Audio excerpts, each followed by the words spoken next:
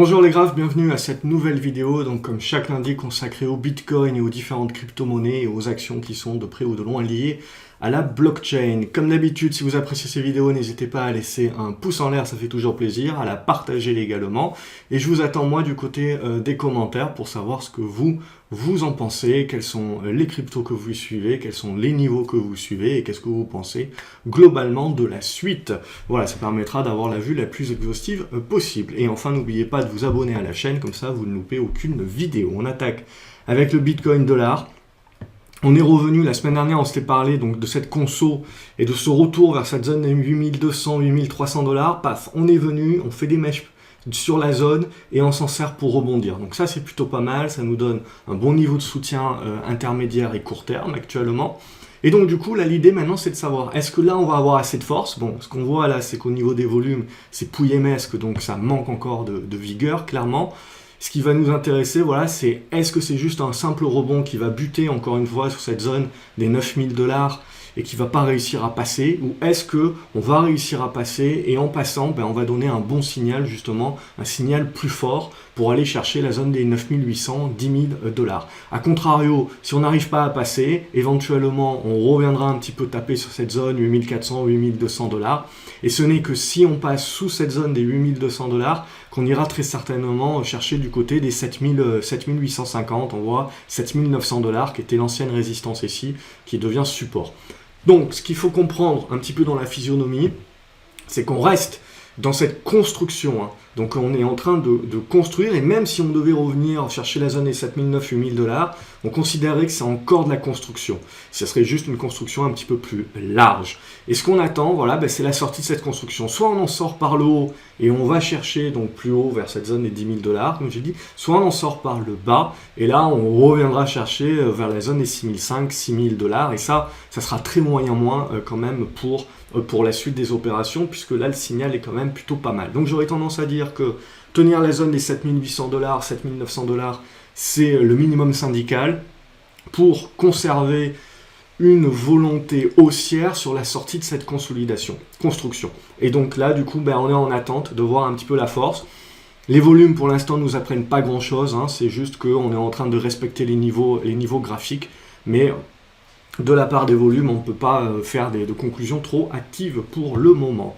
Donc voilà un petit peu, ça c'était pour le Bitcoin dollar. Pour le Bitcoin euro, évidemment, c'est la même chose, c'est juste les niveaux qui changent. Là, le gros niveau de soutien, c'est vers la zone des 7000 €.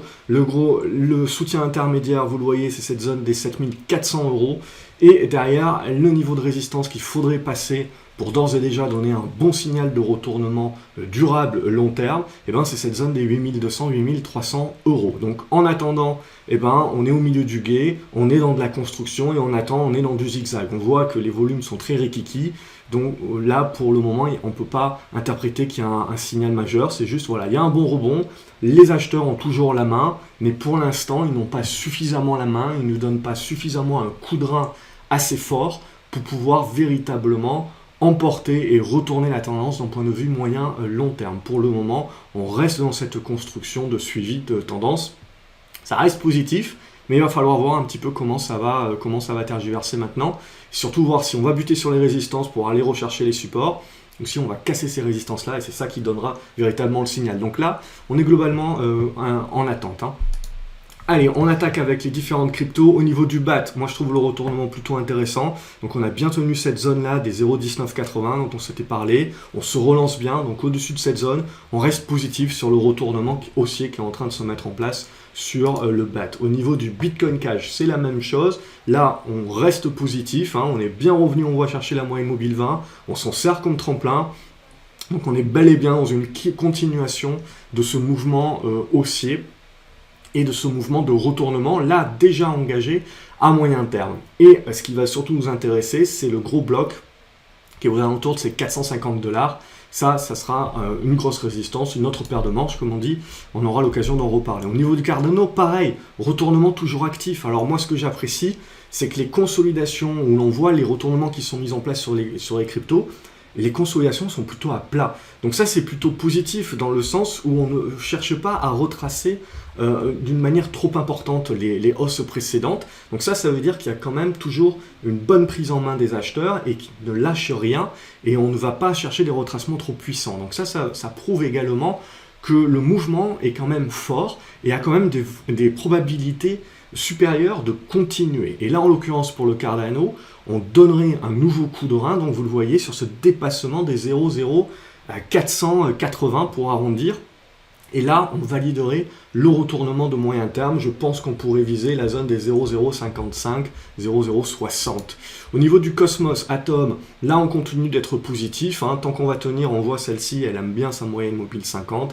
Donc, tant qu'on va tenir cette zone des 4$, 4,20$, on va rester positif. Mais à plus moyen terme, on peut rester positif sur cette crypto tant qu'on tient la zone des 3,55$. Au niveau du Dash, c'est un petit peu la même chose que ce qu'on a vu sur le Bitcoin Cash. Donc c'est une hausse, un retournement qui se fait pas d'une demi-mesure.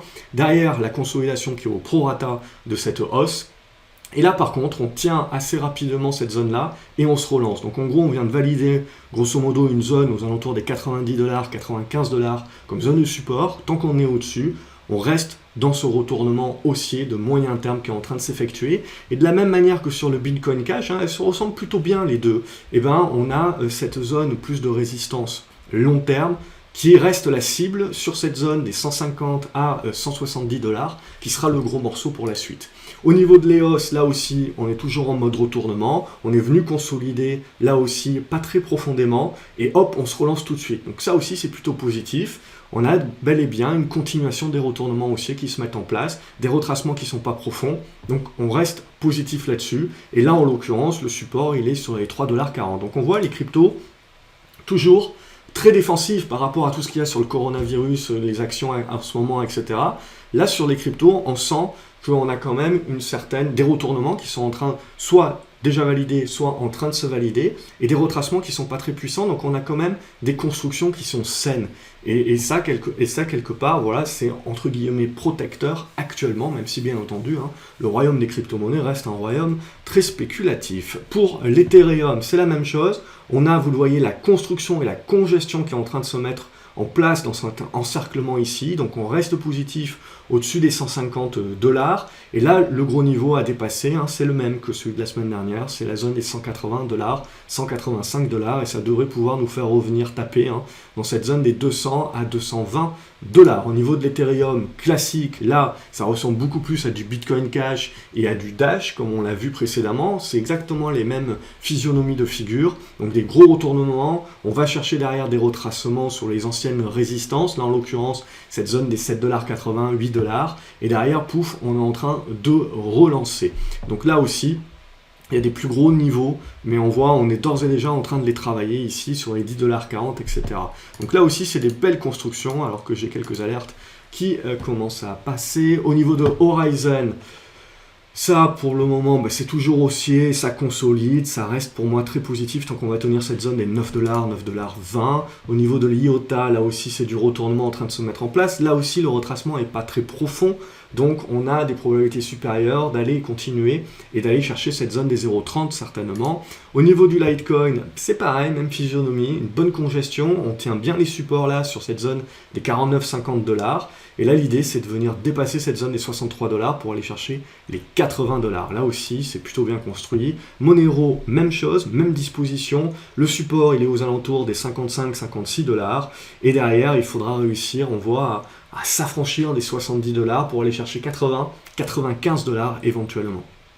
Au niveau du Neo, on est en train de consolider, donc là on avait fait un bon breakout, on est en train de consolider dessus, on est en train de tenir le soutien, et potentiellement on peut aller de manière un petit peu plus profonde vers cette zone des 10$, mais tant qu'on va rester au niveau des 10$, on reste haussier, là aussi, en retournement haussier.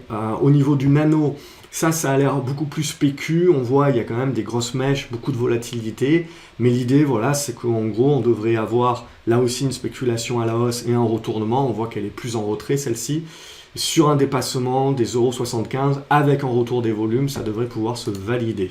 Au niveau de OMG dollar, Donc là, pareil, une congestion, un petit peu de retrait, toujours le même niveau dont on se parle depuis quelques semaines, c'est-à-dire le retour au-dessus des 1$ pour recréer un petit peu de spécu, revenir chercher les 1,30, 1,40 $. Au niveau du QTUM, là aussi, de la congestion, on voit qu'on a bien consolidé, on a bien tenu les supports, on n'a pas retracé trop profondément, et là, pareil, c'est sur le dépassement de ces 2,20 $, de cette oblique baissière, que ça nous déclencherait le retournement à la hausse. Au niveau du Ripple XRP, c'est la même chose, regardez, hein, paf, on casse, on allait chercher les résistances, on consolide, on tient les anciennes résistances qui deviennent support, donc tant qu'on tient au-dessus, on reste positif, on reste valide sur ce retournement, qui s'accentuera et qui se validera sur dépassement des 25, et on visera très certainement la zone des 29,30. Au niveau du Stellar, c'est la même chose, congestion ici, tant qu'on va tenir cette zone à 0,5, 0,520, on va rester positif. Par contre, pour lâcher les chevaux, hein, on voit ces dépassements des 0,7 pour arrondir, 0,680. Et là, on devrait pouvoir aller chercher, je pense, les 0,9. Donc cette zone ici, 0,880, 0,09. Au niveau, hop, avant de passer aux actions, on va aller au Tezos. Là aussi, c'est toujours très propre, le Tezos. Donc c'est une bonne configuration au-dessus des 1,30, 1,38 où on reste positif avec toujours cette target à aller chercher au niveau des 1,90, 2$. Au niveau du Tronix, là aussi une congestion intermédiaire qui est en train de se mettre en place, un dépassement des 0,018, 19 qui permettra d'aller chercher certainement les 0,23 en mode continuation et retournement de tendance. Et au niveau du Waves, là, cette oblique-là, elle est un petit peu trop elle n'est pas probante du tout même, puisqu'elle est trop oblique. Donc on va retracer ça, celle-ci ça a l'air un petit peu plus probant. L'idée c'est toujours la même, vous avez une poussée, vous avez la conso, le retracement est pas ignoble et donc ça permet de conserver cette congestion et ce retournement haussier. Et ce que l'on joue là, c'est évidemment la tenue des soutiens dans la zone des 0,80, 0,78. Tant que c'est le cas, on reste plutôt avec un biais positif haussier. Et pour valider ça, pour confirmer, il faudra dépasser cette zone des 1$ à 1,10 $. Et là, vous validerez le retournement haussier de moyen terme sur Waves. Et le Zcash, c'est pareil, ça ressemble beaucoup plus à tout ce qu'on a vu, Dash, Bitcoin Cash et compagnie, où là, on avait eu déjà la congestion, le top départ, la conso, pas très profonde non plus, au prorata de la hausse comme d'habitude. On tient donc au-dessus de cette zone des 45$, on reste positif. Là, on essaye de relancer une attaque sur les 64$. Il faudra voir donc si ça passe ou pas. On voit que c'est un assez gros morceau. Et puis, si ça passe pas, de toute façon, on continuera à construire dans une zone assez large. Donc, il faut s'attendre à de la volatilité, à des constructions très larges. Mais si on prend du recul, si on est plus moyen terme dans ces investissements, dans cette spéculation, eh ben, les retournements ne sont absolument pas remis en cause tant qu'on va tenir les supports sur lesquels on est venu rebondir ces derniers jours. Donc voilà un petit peu pour cette semaine pour l'ensemble des cryptos. Ce qu'on peut faire, c'est quelques actions dorénavant. Ça ressemble un peu au pro, donc voilà, vous avez la cassure, le pullback est effectué à quelque chose près, on pourrait arranger un petit peu l'oblique, et la relance qui se met en place. Donc là, le gros morceau, c'est les 33 €, là c'est coté en Allemagne. Donc l'idée, c'était ce que je vous avais dit toutes ces dernières semaines, ce serait de voir jusqu'où les rebonds peuvent aller pousser. Ils buteraient sur des résistances de moyen terme, consolideraient, ça nous mettrait en place les constructions, et c'est ces constructions-là qui sont vraiment importantes maintenant, parce que si on arrive à casser ces constructions-là par le haut, eh ben on valide des retournements de moyen long terme. Par contre, si on les casse par le bas, eh ben ce n'était qu'un simple rebond dans une tendance qui reprendra un petit peu une tangente baissière. Donc pour le moment, toujours un biais positif sur l'ensemble des configurations. On a vu, il y a des cryptos qui sont bien en avance par rapport à d'autres, et il y en a d'autres qui n'ont pas encore cassé ces constructions, mais qui sont pas loin de le faire. Donc ce que l'on voit en tout cas, c'est que le royaume des cryptos actuellement offre une certaine couverture, offre des configurations qui sont beaucoup plus propres que ce qu'on peut trouver sur Action actuellement, où on consolide, on reprend un petit peu son souffle, et c'est tout à fait normal. Donc après, pourquoi pas, ça dépend de votre diversification de vos portefeuilles, pourquoi pas venir chercher un petit peu quelques configurations spéculatives qui sont moindre risque ou en retournement du côté des cryptos. Du côté des actions, je veux dire, c'est bon, là, Bitcoin Group, éventuellement, Marathon Patent, c'est toujours pas ça pour moi, tant qu'on ne mettra pas une spécu au-dessus des 1,15 $, 1,20 $, il n'y aura pas une construction qui vaut le coup. Là, sinon, c'est de la pure anticipation, donc c'est toujours un petit peu risqué. Riot, par contre, elle est un peu plus en train de construire. Alors vous voyez, elle construit doucement, elle a retracé un petit peu trop profondément d'après moi, on va voir, mais elle tient quand même des zones de soutien pour le moment. Donc là, c'est un petit peu, faut réagir assez rapidement. Donc là, ce qui serait très intéressant, c'est de revenir au-dessus des 1,35$ pour se remettre un petit peu dans cette zone-là, 1,35$, 1,50$.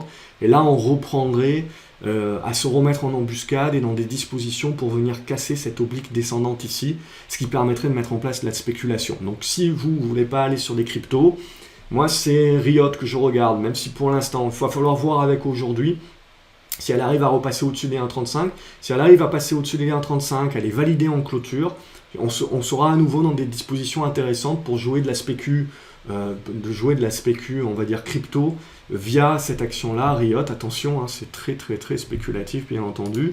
Et Blockchain Group, qui est coté sur Euronext, elle est en train un petit peu de prendre la tangente. On reste positif à moyen terme tant qu'on tient cette zone des 26 centimes d'euros, grosso modo.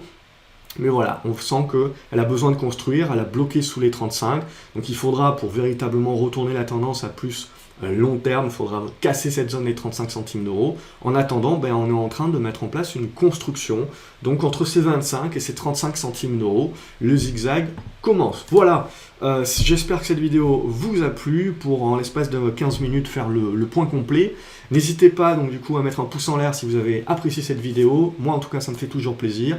Partagez-la avec le plus grand nombre et je vous attends du côté des commentaires pour savoir ce que vous en pensez, qu'est-ce que vous regardez, qu'est-ce que vous achetez éventuellement, quels sont les niveaux que vous suivez, quels sont les cryptos, que j'en parle ici ou que j'en parle pas, qui vous paraissent les plus intéressantes. Je me ferai un plaisir d'échanger avec vous et de vous répondre. N'oubliez pas également de vous abonner à la chaîne. En attendant, je vous souhaite une excellente journée et je vous dis à la prochaine vidéo. Salut les graphes!